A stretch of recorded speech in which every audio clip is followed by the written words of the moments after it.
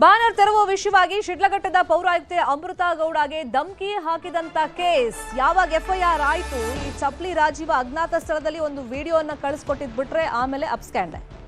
ಇವತ್ತು ಬೇಲ್ ಭವಿಷ್ಯ ನಿರ್ಧಾರವಾಗುತ್ತೆ. ಹೈಕೋರ್ಟ್ ಅಲ್ಲಿ ಬೇಲ್ ತೀರ್ಪು ಪ್ರಕಟವಾಗುವಂತ ನಿರೀಕ್ಷೆ. ಅಜ್ಞಾತ ಸ್ಥಳದಲ್ಲಿ ಇರುವಂತ ರಾಜೀವ್ ಗೌಡಗೆ ಈಗ ಢವ ಢವ ಒಂದ್ ಕಡೆ ಅರ್ಜಿ ವಿಚಾರಣೆ ಆದ್ರೆ ಮತ್ತೊಂದು ಕಡೆ ಪೊಲೀಸರು ಆತನಿಗೋಸ್ಕರ ತಲಾಶ್ ಮಾಡ್ತಾ ಇದ್ದಾರೆ, ಹುಡುಕಾಟವನ್ನ ನಡೆಸ್ತಾ ಇದ್ದಾರೆ. ಎಫ್ಐಆರ್ ರದ್ದು ಕೋರಿ ಹೈಕೋರ್ಟ್ ಮೊರೆ ಹೋಗಿದ್ದ ಈ ರಾಜೀವ್ ಗೌಡ ಇವತ್ತು ಈ ಬಗ್ಗೆ ನಿರ್ಧಾರ ಪ್ರಕಟವಾಗುತ್ತೆ.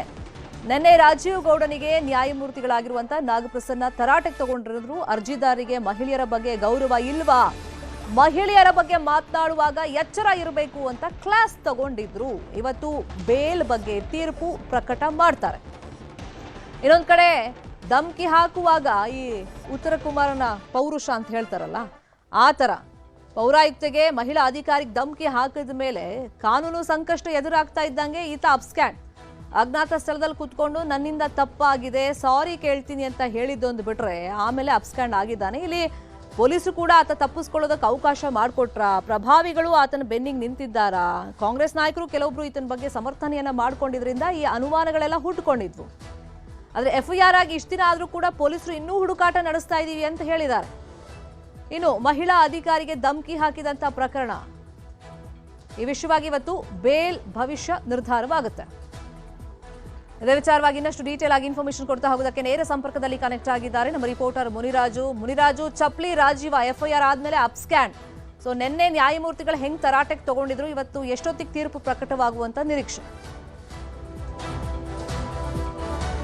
ಶರ್ಮಿತಾ, ಏನು ಮಹಿಳಾ ಅಧಿಕಾರಿಗೆ ಧಮಕಿ ಹಾಕಿ ಒಂದು ಈಗಾಗಲೇ ತಲೆಮರೆಸಿಕೊಂಡಿರುವಂತಹ ಕಾಂಗ್ರೆಸ್ ಮುಖಂಡ ಏನು ರಾಜೀವ್ ಗೌಡ ಏನಿದ್ದಾನೆ, ಈತ ಈಗ ಎಫ್ಐಆರ್ ಅನ್ನ ರದ್ದು ಕೊಡಿ ಒಂದು ಹೈಕೋರ್ಟ್ಗೆ ಒಂದು 2 ಅರ್ಜಿಗಳನ್ನು ಕೂಡ ಹಾಕಿರೋದು. ಈಗಾಗಲೇ ನಿನ್ನೆ ಹೈಕೋರ್ಟ್ ನಲ್ಲಿ 2 ಅರ್ಜಿಗಳ ವಿಚಾರಣೆ ಕೂಡ ಆಗಿತ್ತು. ಈ ಒಂದು ಸಂದರ್ಭದಲ್ಲಿ ನ್ಯಾಯಮೂರ್ತಿಗಳು ಕೂಡ ರಾಜೀವ್ ಬಗ್ಗೆ ಒಂದು ತೀವ್ರ ತರಾಟೆಯನ್ನು ಕೂಡ ತೆಗೆದುಕೊಂಡಿದ್ದಾರೆ. ಯಾಕಂದ್ರೆ ಮಹಿಳೆಯರ ಬಗ್ಗೆ ಈ ರೀತಿ ಗೌರವವಿಲ್ಲದೆ ಮಾತನಾಡುತ್ತದೆ ಎಷ್ಟು ಸರಿ, ಅವರಿಗೆ ನಾಲ್ಗೆ ಮೇಲೆ ಹಿಡ್ತಾ ಇಲ್ವಾ ಅಂತೇಳಿ ಕೂಡ ಒಂದು ಕಾರವಾಗಿ ಪ್ರಶ್ನೆಯನ್ನು ಕೂಡ ಮಾಡಿದ್ದಾರೆ. ಮತ್ತೆ ಇದಕ್ಕೆ ಸಂಬಂಧಪಟ್ಟಂತೆ ಅವ್ರ ಮೇಲೆ ಏನು BNS ಸೆಕ್ಷನ್ 74 ಮತ್ತೆ 79 ಯಾಕೆ ಅಳವಡಿಕೆ ಮಾಡಿಲ್ಲ ಅಂತ ಹೇಳಿ ಒಂದು ಪ್ರಶ್ನೆಯನ್ನು ಕೂಡ ಮಾಡಿರುವಂತದ್ದು. ಯಾಕಂದ್ರೆ 2 ಸೆಕ್ಷನ್ಗಳಲ್ಲಿ ಮಹಿಳೆಯರ ಗೌರವಕ್ಕೆ ಧಕ್ಕೆ ತರುವಂತದ್ದು ಮತ್ತೆ ಮಹಿಳೆಯರಿಗೆ ಅವಮಾನ ಮಾಡುವಂತ 2 ಪ್ರಸಂಗ ಕೂಡ ಇದರಲ್ಲಿ ಕಂಡು ಬರುತ್ತೆ. ಆದ್ರೆ 2 ಸೆಕ್ಷನ್ಗಳನ್ನ ಪೊಲೀಸ್ ಅಧಿಕಾರಿಗಳು ಯಾಕೆ ಅಳವಡಿಕೆ ಮಾಡಿಲ್ಲ ಅಂತ ಹೇಳಿ ಒಂದು ಪ್ರಶ್ನೆಯನ್ನು ಕೂಡ ಮಾಡಿದ್ದಾರೆ. ಅದರಿಂದ ಇವತ್ತು ಈ ಒಂದು ಏನು ವಿಚಾರಣೆ ಏನಿದೆ ಇದಕ್ಕೆ ಸಂಬಂಧಪಟ್ಟಂತೆ ತೀರ್ಪು ಕೂಡ ಇವತ್ತು ಪ್ರಕಟ ಆಗ್ತಾ ಇದೆ. ಆ ಒಂದು ಸಂದರ್ಭದಲ್ಲಿ ಏನು ರಾಜೀವ್ ಗೌಡಗೆ ರಿಲೀಫ್ ಸಿಗುತ್ತಾ ಅಥವಾ ತನಿಖೆಯನ್ನ ಮುಂದುವರಿಸೋದಕ್ಕೆ ಏನಾದ್ರು ಕೋರ್ಟ್ ಆದೇಶ ಮಾಡುತ್ತಾ ಅನ್ನೋದು ಕೂಡ ಈಗ ಕುತೂಹಲಕ್ಕೆ ಕಾರಣ ಆಗಿರೋದು. ಯಾಕಂದ್ರೆ ಪೌರಾಡಳಿತ ಆಯುಕ್ತಗೆ ಈ ರೀತಿಯಾಗಿ ಕೆಟ್ಟ ಪದಗಳಿಂದ ಒಂದು ನಿಂದನೆ ಮಾಡುವಂಥದ್ದು ಮತ್ತೆ ಅವರ ಗೌರವಕ್ಕೆ ಧಕ್ಕೆ ತರುವಂತಹ ರೀತಿಯಲ್ಲಿ ಮಾತನಾಡಿರುವಂಥದ್ದು ಮತ್ತೆ ಏನು ಸರ್ಕಾರಿ ಅಧಿಕಾರಿಗೆ ಧಮಕಿ ಹಾಕಿರುವಂತದ್ದು ಕೂಡ ಒಂದು ಗಂಭೀರ ಸ್ವರೂಪದ ಒಂದು ಪ್ರಕರಣ ಕೂಡ ಆಗಿರೋದ್ರಿಂದ ಈಗ ಕೋರ್ಟ್ ಕೂಡ ಇದನ್ನ ತುಂಬಾ ಗಂಭೀರವಾಗಿ ಇದ್ರ ಬಗ್ಗೆ ಒಂದು ವಿಚಾರಣೆ ಕೂಡ ನಿನ್ನೆ ನಡೆಸಿರುವಂತದ್ದು. ವಿಚಾರಣೆ ಸಂದರ್ಭದಲ್ಲಿ ಕೆಲವು ಕಾರವಾದ ಪ್ರಶ್ನೆಗಳನ್ನು ಕೂಡ ನ್ಯಾಯಮೂರ್ತಿಗಳು ಏನು ಎತ್ತಿರೋದ್ರಿಂದ ಈಗ ಇವತ್ತು ಯಾವ ರೀತಿಯ ಒಂದು ಆದೇಶ ಬರುತ್ತೆ ಅನ್ನೋದು ಕುತೂಹಲ ಕೂಡ ಈಗಾಗಲೇ ಕಾಡ್ತಾ ಇದೆ. ಯಾಕಂದ್ರೆ ನಿನ್ನೆ ವಿಚಾರಣೆ ಸಂದರ್ಭದಲ್ಲಿ ನ್ಯಾಯಮೂರ್ತಿಗಳೇ ಕೆಲವು ಪ್ರಶ್ನೆಗಳು ಕೂಡ ಮಾಡಿರೋದು, ಅವರಿಗೆ ಮಹಿಳೆಯರ ಬಗ್ಗೆ ಯಾವುದೇ ಗೌರವ ಇಲ್ವಾ, ಯಾಕೆ ಆ ರೀತಿ ಮಾತಾಡ್ತಾರೆ, ಒಮ್ಮೆ ಮಾತನ್ನ ಏನು ಹರಿಬಿಟ್ರೆ ಮತ್ತೆ ಅದನ್ನು ವಾಪಸ್ ಪಡ್ಕೊಳ್ಳೋದಕ್ಕೂ ಕೂಡ ಆಗೋದಿಲ್ಲ. ಇಂಥ ರೀತಿಯಲ್ಲಿ ಮಹಿಳಾ ಅಧಿಕಾರಿಗೆ ಈ ರೀತಿ ಧಮಕಿ ಹಾಕುವಂಥದ್ದು ಎಷ್ಟು ಸರಿ ಅಂತೇಳಿ ಒಂದು ಪ್ರಶ್ನೆಯನ್ನು ಕೂಡ ಮಾಡಿದ್ದಾರೆ.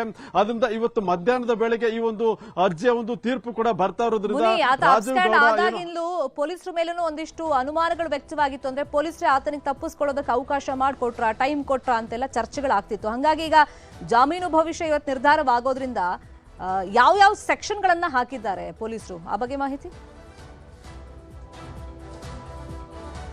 ಶರ್ಮಿತಾ, ಈಗಾಗಲೇ ಏನು ಕರ್ತವ್ಯಕ್ಕೆ ಅಡ್ಡಿಪಡಿಸಿದ ಒಂದು ಆರೋಪದ ಮೇಲೆ ಈಗ ಅವರು ಏನು ತನಿಖೆಯನ್ನು ಕೂಡ ಮಾಡ್ತಾ ಇದ್ದಾರೆ. ಮತ್ತೆ ಅದೇ ಆಧಾರದ ಮೇಲೆ ಒಂದು ಪೊಲೀಸರು ಕೇಸನ್ನು ಕೂಡ ದಾಖಲು ಮಾಡಿಕೊಂಡಿರುವಂತದ್ದು. ಆದ್ರೆ ಇಲ್ಲಿ ಮಹಿಳೆಯ ಘನತೆಗೆ ಒಂದು ಧಕ್ಕೆ ತರುವಂತದ್ದು ಮತ್ತೆ ಅವರಿಗೆ ಅವಮಾನವಾಗುವಂತ ರೀತಿಯಲ್ಲಿ ಮಾತನಾಡಿರುವಂತಹ ಒಂದು ಆಡಿಯೋಗಳು ಕೂಡ ಇರೋದ್ರಿಂದ ಅದಕ್ಕೆ ಸಂಬಂಧಪಟ್ಟಂತ ಸೆಕ್ಷನ್ಗಳನ್ನ ಅಳವಡಿಕೆ ಮಾಡಬೇಕಾಗಿತ್ತು. BNS 74 ಮತ್ತೆ 79 ಕೂಡ ಇಲ್ಲಿ ಪೊಲೀಸರು ಅದನ್ನ ಅಳವಡಿಕೆ ಮಾಡಬೇಕಾಗಿತ್ತು. ಆದ್ರೆ ಅದನ್ನ ಹೊರತುಪಡಿಸಿ ಏನು ಸರ್ಕಾರಿ ಅಧಿಕಾರಿಗೆ ಬೆದರಿಕೆ ಹಾಕಿದ್ದಾರೆ ಮತ್ತೆ ಧಮಕಿ ಹಾಕಿದ್ದಾರೆ ಅನ್ನೋ ಒಂದು ಆರೋಪದ ಮೇಲೆ ಈ ಒಂದು ಸೆಕ್ಷನ್ ಗಳನ್ನ ಹಾಕಿದ್ದಾರೆ. ಆದರೆ ನಿನ್ನೆ ಕೋರ್ಟ್ ನ ವಿಚಾರಣೆ ಸಂದರ್ಭದಲ್ಲೂ ಕೂಡ ಈ ಎರಡು ಸೆಕ್ಷನ್ ಗಳನ್ನ ಹೇಗೆ ಪೊಲೀಸರು ಅಳವಡಿಕೆ ಮಾಡಿಲ್ಲ ಅಂತ ಹೇಳಿ ಒಂದು ಪ್ರಶ್ನೆ ಕೂಡ ಎತ್ತಿರೋದ್ರಿಂದ ಇವತ್ತೇನಾದ್ರೂ ಈ ಒಂದು ಪ್ರಕರಣವನ್ನ ತನಿಖೆ ಮುಂದುವರಿಸಬೇಕು ಅಂತ ಹೇಳಿ ಒಂದು ಆದೇಶ ಏನಾದ್ರು ಬಂದ್ರೆ ಆಗ ಪೊಲೀಸರಿಗೆ ಮತ್ತೆ ಎರಡು ಸೆಕ್ಷನ್ ಗಳನ್ನ ಅಳವಡಿಕೆ ಮಾಡಿ ತನಿಖೆಯನ್ನು ಕೂಡ ಮಾಡಬೇಕಾಗುವಂತ ಸಂದರ್ಭ ಎದುರಾಗಬಹುದು. ಆದ್ರಿಂದ ಈ ಒಂದು ಎರಡು ಸೆಕ್ಷನ್ ಇನ್ವಾಲ್ವ್ ಆದ್ರೆ ಆಗ ಆರೋಪಿಯನ್ನ ಪೊಲೀಸರು ಪತ್ತೆ ಮಾಡಬೇಕು ಮತ್ತೆ ಬಂಧಿಸಬೇಕು. ಮತ್ತೆ ಈಗಾಗಲೇ ಎಫ್ಐಆರ್ ಆಗಿ ಸುಮಾರು 2 ವಾರ ಆಗ್ತಾ ಇದ್ರು ಕೂಡ ಇನ್ನೂ ಕೂಡ ಪೊಲೀಸರು ಆತನನ್ನ ಹುಡುಕಾಟ ಮಾಡ್ತಾ ಇದ್ದೇವೆ ಅನ್ನೋ ಒಂದು ಮಾಹಿತಿಯನ್ನು ಕೊಡ್ತಾ ಇದ್ರು ವಿನಃ ಆತ ಎಲ್ಲಿದ್ದಾನೆ ಮತ್ತೆ ಅಬ್ಸ್ಕೆಂಡ್ ಆಗಿರುವಂತಹ ಆರೋಪಿಯನ್ನ ಪತ್ತೆ ಮಾಡುವಂತ ಕೆಲಸವನ್ನು ಕೂಡ ಇನ್ನೂ ಏನು ಮಾಡೋದಕ್ಕೆ ಪ್ರಯತ್ನ ಕೂಡ ಪಡ್ತಾ ಇಲ್ಲ ಅನ್ನೋದು ಅನುಮಾನ ಕೂಡ ಈಗ ಉಂಟಾಗ್ತಾ ಇದೆ. ಇದರ ಬಗ್ಗೆ ಸಾಕಷ್ಟು ಆರೋಪ ಮತ್ತೆ ಪ್ರತ್ಯಾರೋಪಗಳು ಕೂಡ ಕೇಳಿ ಬರ್ತಾ ಇದ್ರು. ಪೊಲೀಸರು ಇನ್ನು ಶೋಧ ಮಾಡ್ತಾ ಇದೀವಿ ಮತ್ತೆ 3-4 ತಂಡ ಕಾರ್ಯಾಚರಣೆ ಆಗ್ತಾ ಇದೆ ಅಂತ ಹೇಳಿ ಒಂದು ಮಾಹಿತಿಯನ್ನ ಕೊಡ್ತಾ ಇರೋದು. ಆದ್ರೆ ಆರೋಪಿಯನ್ನ ಪತ್ತೆ ಹಚ್ಚಿ ಆತನನ್ನ ಬಂಧಿಸುವಂತ ಕೆಲಸವನ್ನ ಇನ್ನೂ ಕೂಡ ಅವರು ಡಿಲೇ ಮಾಡ್ತಿರೋದಕ್ಕೆ ಸಾಕಷ್ಟು ಆಕ್ರೋಶಗಳು ಕೂಡ ಈಗ ಕೇಳಿ ಬರ್ತಾ ಇದೆ.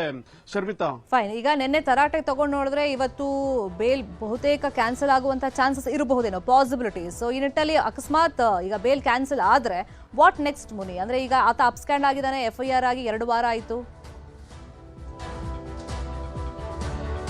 ಶರ್ಮಿತಾ, ಈಗಾಗಲೇ ಆತ ಜಾಮೀನು ಕೋರಿ ಒಂದು ಏನು ಸ್ಥಳೀಯ ನ್ಯಾಯಾಲಯದಲ್ಲಿ ಒಂದು ಅರ್ಜಿಯನ್ನು ಹಾಕಿರುವುದು. ಆದ್ರೆ ಹೈಕೋರ್ಟ್ ನಲ್ಲಿ ಆತ ಆತನ ವಿರುದ್ಧ 2 ಎಫ್ಐಆರ್ ದಾಖಲಾಗಿರೋದ್ರಿಂದ 2 ಎಫ್ಐಆರ್ ಗಳನ್ನ ರದ್ದುಪಡಿಸಬೇಕು ಅಂತ ಹೇಳಿ ಈಗ ಹೈಕೋರ್ಟ್ ನಲ್ಲಿ ಒಂದು ಅರ್ಜಿಯನ್ನು ಹಾಕೊಂಡಿರುವುದು. ಆದ್ರಿಂದ ಇಲ್ಲಿ ಏನಾದ್ರು ಆತನಿಗೆ ಏನು ಎಫ್ಐಆರ್ ಅನ್ನ ರದ್ದುಪಡಿಸೋದಕ್ಕೆ ನಿರಾಕರಿಸಿ ಒಂದು ತನಿಖೆಯನ್ನು ಮುಂದುವರಿಸೋದಕ್ಕೆ ಏನಾದ್ರು ಆದೇಶ ಆದ್ರೆ ಆಗ ಪೊಲೀಸರು ಆತನನ್ನ ಬಂಧಿಸಬೇಕು ಮತ್ತೆ ಪತ್ತೆ ಹಚ್ಚಬೇಕಾಗುತ್ತೆ.